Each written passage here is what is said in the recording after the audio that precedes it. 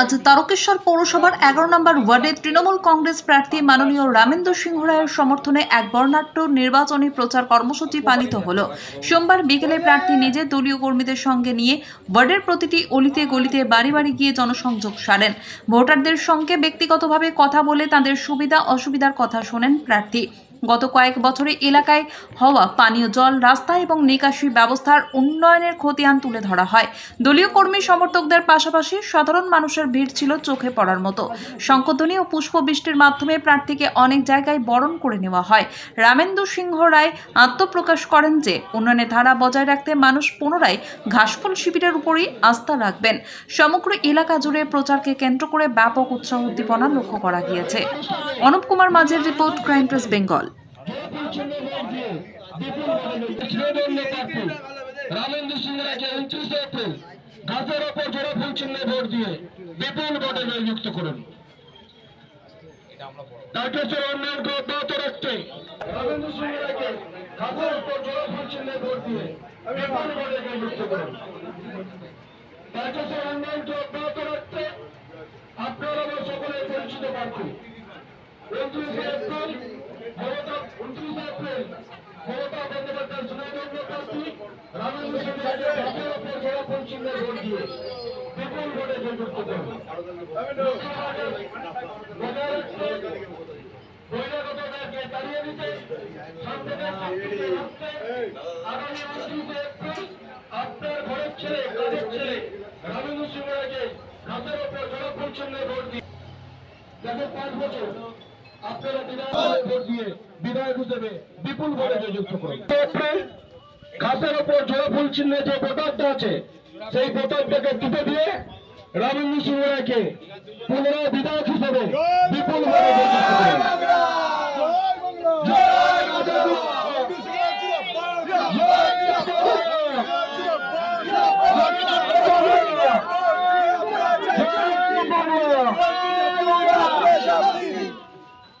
আছে, বিনা পয়সায় রেশন আছে, স্বাস্থ্যসাথীতে চিকিৎসা আছে, ছেলেমেয়েরা কলেজে যাচ্ছে, তাদের বিভিন্ন রকমভাবে সহযোগিতা আছে।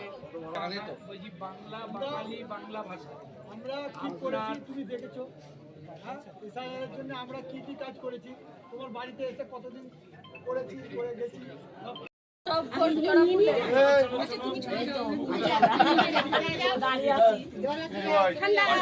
মমতাদি আছে তো সবাই ভালো আছে, তাই মমতাদিকে রাখতে হবে। এটা মমতার দিকে রাখার ভোট, জোড়া ফুলে সব ভোট, সবাই মিলে জোড়া ফুলে ভোট। ট্রেনটা তো আগার দায়িত্ব নয়, আমরা পৌরসভাকে বলেছি, যে কাউন্সিলর আছে কাউন্সিলরও বারবার বলেছে, আমি বিধায়ক হিসাবেও বলেছি, কিন্তু পৌরসভা সেটা করে উঠতে পারেনি।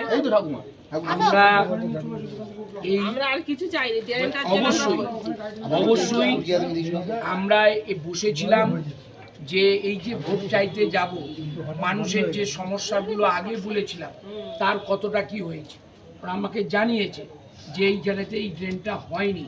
পৌরসভাকে বারবার বলা যাক, সেই জন্যে ক্ষমা করে দেবেন, কিন্তু ইলেকশনের পর নিশ্চিতভাবে আমরা এই ড্রেন করব।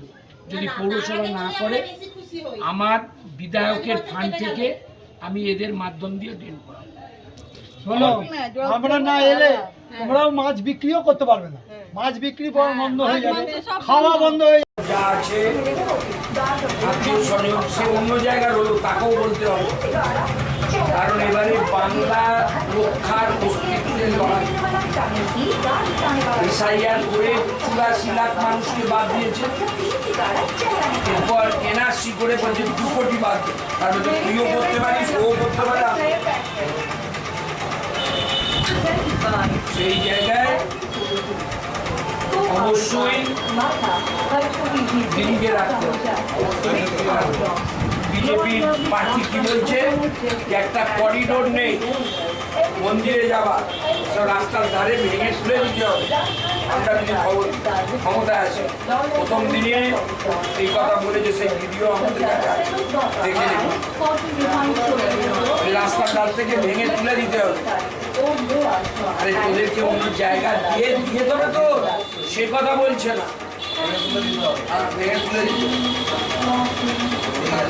ঠিক আছে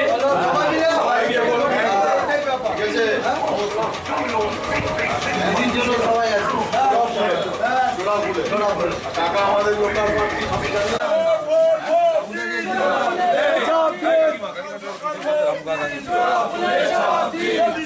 ভাই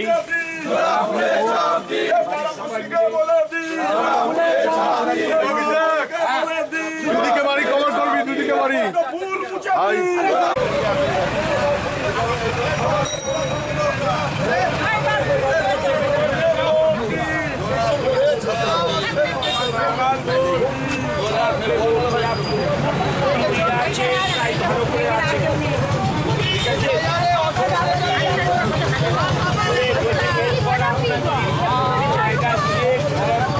তবে এখান থেকে আপনাদের যতক্ষণ না আপনাদের জায়গা ঘর করে দিচ্ছে দিদি কাউকে সরাবে ঠিক আছে ঠিক আছে হ্যাঁ তোমার নাম রাখার জন্য আমরা কি কি করেছি তুমি দেখেছো? তোমার নাম বিজেপি বাদ দিয়ে দিচ্ছিল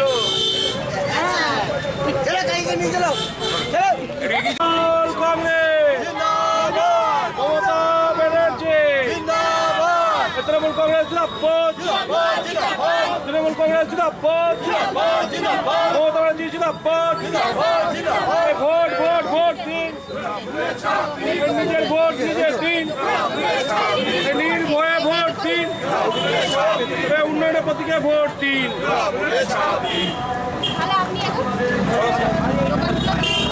বন্দে মাতরম ওগুলো ফ্ল্যাগ ট্যাগগুলো নিয়ে এলো না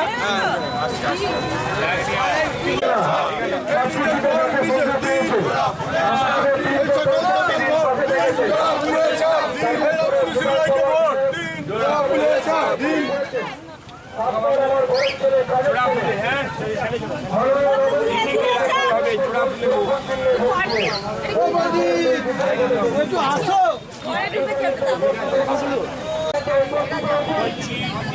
তোমাদের জায়গা দিয়ে ভোট করে তারপর বিজেপির প্রথম দিনই বলেছে খেয়াল রাখবে বিহারে যা করেছে জোড়া বলে একদম জোড়া বলে রাখতে গেলে কন্যাশ্রী রাখতে গেলে সমস্ত প্রকল্প বজায় রাখতে গেলে দিদি ছাড়া কোনো গতি নেই। সবাইকে নোটিশ ধরিয়েছিল দিদি অফিসে থেকে আমরা কিভাবে তোমাদের দিদি থাকলে সবাই ভালো থাকবে বিজেপি এলে বলছে 2 কোটিকে তাড়াবে তার ভিতরে তুমিও পড়ে একদম আপনারা তো পিডব্লিউডিতে আছেন আপনাদের জায়গা দিয়ে দিদি ঘর করে তবে সবাই ঘর এই আমরা জিতে আসার পর এই ফ্ল্যাটগুলোই পাবে যে ফ্ল্যাট পড়ে আছে এই ফ্ল্যাটই আমরা চালু করব ভাই বাড়ির সবাই মিলে আর যত কাস্টমার আছে সবাইকে বলতে হবে এই দিক করে চলে যাবো ঠিক আছে জোড়া ফুলে ভোট জোড়া ফুলে এইবার ঘুরে বসো।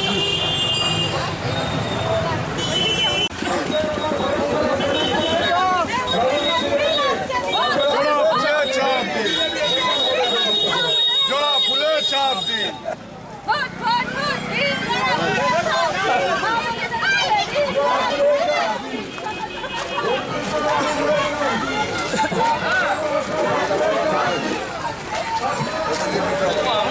কম আছে তোদের চাই জোড়া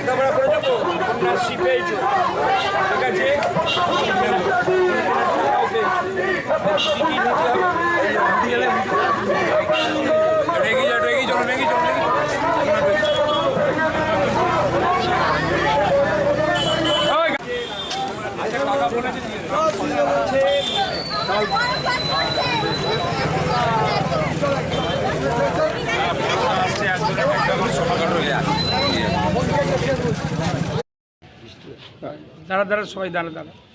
বলছি স্যার, আপনি তো গতবারের ক্যান্ডিডেট ছিলেন এবং জিতেও ছিলেন এমএলএ, তো এবারে যেহেতু আবার দিদি আপনাকে প্রার্থী করেছেন, তো আপনি যথেষ্ট পোড় খাওয়া রাজনীতিবিদ, সেই হিসাবে আপনি অনুমান নিশ্চয়ই করতে পারছেন এই যে প্রচার চালিয়ে যাচ্ছেন, কি বুঝছেন, কেমন বুঝছেন? মানুষ তৃণমূলকে ভোট দেবে, দিদিকে চতুর্থবারের জন্য মুখ্যমন্ত্রী করবে। এসআইআর করে বাংলার মানুষের যে সেন্টিমেন্টে আঘাত দিয়েছে এবং খসড়া ভোটার তালিকার আগে কিছু মানুষকে বাদ দিয়ে দিয়েছে, আর তারপর ফাইনাল ভোটার লিস্ট পাবলিশ হওয়ার পর আমরা দেখেছি 7 লক্ষ মানুষকে ডিলিট করেছে, জীবিত মানুষকে। তার প্রমাণ দিতে পারেনি এরা বাংলাদেশি কিনা, এরা রোহিঙ্গা কিনা। যখন দেখেছেন স্টেটের ইলেকশন কমিশনারকে সাংবাদিকরা প্রশ্ন করছে, তখন তিনি বলতে পারছে না, বলছে ওটা আমাদের কাম নয়। তাহলে এই 7 লক্ষ মানুষ ডিলিট হলো কিসে? এর উত্তর নির্বাচন কমিশনার কেন দেবে না? আর বাকি 60 লক্ষ মানুষকে বিচারাধীন করে তাদের কাছ থেকে যে ডকুমেন্টস নিয়েছে প্রতিটা বিডিও অফিস থেকে, সেই ডকুমেন্টসে আমরা দেখেছি যে এসিসি লিস্ট যাতে সামাজিক নিরীক্ষার তার নাম আছে, সেই লিস্টের সার্টিফিকেট কপি নেয়নি। সেখানেতে ডকুমেন্টস আছে যে জমি অর বাড়ি তৈরির শংসাপত্র রাজ্য অথবা স্টেট, এই রাজ্য অথবা সেন্ট্রাল, সেই জায়গায় জমির কোনো কাগজপত্র নেওয়া হয়নি। এবং ইন্দিরা আবাসন, প্রধানমন্ত্রী আবাসন এবং বাংলার আবাসনে কোনো সার্টিফিকেট নেওয়া হয়নি। জন্মের সার্টিফিকেট চেয়েছে, সেই জায়গায় যারা বয়স্ক মানুষ তাদের সেই সময়তে এই বার্থ সার্টিফিকেট থাকেনি, তারা অ্যাডমিট কার্ড জমা দিতে চেয়েছে, সেই অ্যাডমিট কার্ড নেওয়া হয়নি। যখন সুপ্রিম কোর্টে মাননীয় মুখ্যমন্ত্রী গেছেন মামলা করতে, তখন সুপ্রিম কোর্ট বলছে হ্যাঁ এগুলো নিতে হবে, কিন্তু তখন হিয়ারিংয়ের আর মাত্র 1 দিন, অর্থাৎ যাদের হিয়ারিং হয়ে গেল তাদের ফাইলেতে না আছে অ্যাডমিট কার্ডের ডকুমেন্টস, না আছে জমি পর্চার ডকুমেন্টস, না আছে এসিসি লিস্টের ডকুমেন্টস, না আছে বাড়ি তৈরির শংসাপত্র। এখন জজ সাহেবরা উল্টে কি পাচ্ছেন? ওই সমস্ত প্রমাণপত্র পাচ্ছেন না, তাই 80% বাদ দিয়ে 20% যাদের পাসপোর্ট অন্যান্য আছে তারা অ্যাকসেপ্ট হচ্ছে। এইভাবে যে মানুষকে ভোটার লিস্ট থেকে বাদ দিয়ে তাদের নাগরিকত্ব কেড়ে নিচ্ছে, বাংলার মানুষ ফুঁসছে। এই বিজেপির অত্যাচার থেকে বাঁচার জন্যে এবং যে প্রতিবেশী আজকে ভোটাধিকার হারালো, নাগরিকত্ব হারালো, তার পাশে দাঁড়ানোর জন্যে মমতা বন্দ্যোপাধ্যায়ের হাত শক্ত করবে, জোড়া ফুলে ভোট দেবে, এ মনের মধ্যে সিদ্ধান্ত নিয়ে নিয়ে এসআইআর এর প্রতিক্রিয়াটা বাংলার বুকে কতটা পড়বে বলে মনে করছেন? 100% বাংলার মানুষ এই বিজেপির চক্রান্তকে প্রত্যাখ্যান করবে এবং জোড়া ফুলে ভোট দিয়ে দিদিকে 250-র ওপর সিট উপহার দেবে। ধন্যবাদ। ক্রাইম প্রেস বেঙ্গলোর থেকে আপনাকে অসংখ্য ধন্যবাদ। নমস্কার।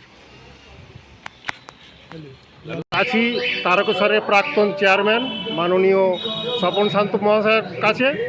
তো মাননীয় স্বপন বাবুর কাছ থেকে জেনে নেব আজকের এই যে তারকেশ্বর পৌরসভার 11 নম্বর ওয়ার্ডের প্রচার হলো, এই প্রচার সম্বন্ধে ওনার কাছ থেকে জেনে নেব। আসুন। আজকে আমাদের তারকেশ্বর বিধানসভা কেন্দ্রের প্রার্থী মাননীয় রবীন্দ্র সিংহ রায় মহাশয় আজকে এই 11 নম্বর ওয়ার্ডে বাঘাযতীন থেকে প্রচারে আমরা শুরু করি এবং প্রত্যেক মানুষের কাছাকাছি বাড়ি বাড়ি ব্যক্তিগতভাবে তাদের সঙ্গে আলাপ পরিচিত মধ্য দিয়ে আজকে ঘাসের উপর জোড়া ফুল চিহ্নে ভাট দিয়ে মমতা বন্দ্যোপাধ্যায়ের হাতকে শক্ত করার আহ্বান জানাই, বাংলা বাঙালি রাখতে এবং আজকে এসআইআরের বিরুদ্ধে আজকে বিজেপির যে তাণ্ডব, সেই তাণ্ডবকে রুখতে হবে এবং আগামী দিনের উন্নয়নকে অব্যাহত রাখতে জোড়াফুল চিহ্নে মমতা বন্দ্যোপাধ্যায়ের যে বিভিন্ন উন্নয়নের প্রকল্প আছে সেগুলোকে যাতে চালু থাকে এবং মানুষ যাতে পায়, উন্নয়ন অব্যাহত থাকে, তার নিরিখে মানুষ আজকে তারকেশ্বরে অনেক উন্নয়ন হয়েছে। তো সেই নিয়ে মানুষ খুবই আশীর্বাদ করছেন, মানুষ আপ্লুত, কর্মীরা আমাদের সাথে আছেন। আজকে আমাদের সকলকে সঙ্গে নিয়ে আজকে একটা জনজোয়ারের পরিস্থিতির মধ্যে ওয়ার্ডের প্রচারে এত মানুষ, এত উৎসাহ, এত আশীর্বাদ মানুষের সঙ্গে, যে আজকে সক্ষতা তৃণমূল কংগ্রেসের যে একটা নিজেদের ঘরের ছেলে ঘরের মেয়ের মতো পরিচয় আজকে সেখানে লক্ষ্য করা গেছে। আচ্ছা, আপনি তো এক সময় চেয়ারম্যান ছিলেন, বর্তমানে কাউন্সিলর, তো এবারের লড়াই কেমন হবে বলে মনে করছেন? কি এবারের লড়াই কি খুব কঠিন বলে মনে হচ্ছে? মানুষ বলছে এখন কিছু এসআইআরের বাদ দিয়ে কিছু মানুষকে একটা বিভ্রান্তিমূলক তৈরি করেছে, যে মানুষকে ভয় দেখানোর জন্য একটা পরিকল্পনা তৈরি করে রচনা করেছে, কিন্তু মানুষ ওদের বুদ্ধি ধরে ফেলেছে। এবং আমাদের নেতা এবং আমাদের নেত্রী মমতা বন্দ্যোপাধ্যায় এবং অভিষেক বন্দ্যোপাধ্যায় আজকে তারা সার্বিকভাবে প্রথম থেকে যেভাবে মানুষের অধিকার রক্ষার লড়াইয়ে প্রতিটা মানুষের, যে কোনো রাজনৈতিক দলের যাতে ভোটার লিস্টে নাম থাকে, সুপ্রিম কোর্ট পর্যন্ত গিয়ে ট্রাইব্যুনালে আজকে যেখানে বিচারপতিদেরকে পর্যন্ত নাড়িয়েছে, তারপরেও আজকে তারা যেভাবে করছে, আজকে রাষ্ট্রপতি শাসনও এত বিভ্রান্তকর অত্যাচার হয়নি, এত বদলি, এত নির্দেশ, এত কিছু একটা ভয় ভীতির পরিবেশ তৈরি করে মানুষকে বিভ্রান্ত করতে চাইছে। আচ্ছা, সফল হবে না। এবারের এই পরিস্থিতির মধ্যেও জয় কতটা জিতবে? আমরা জিতবো, যথেষ্ট আশাবাদী। বাংলার মমতা ব্যানার্জির সরকার হবে। ধন্যবাদ আপনাকে ক্রাইম প্রেস বেঙ্গলের পক্ষ থেকে। নমস্কার। ধন্যবাদ।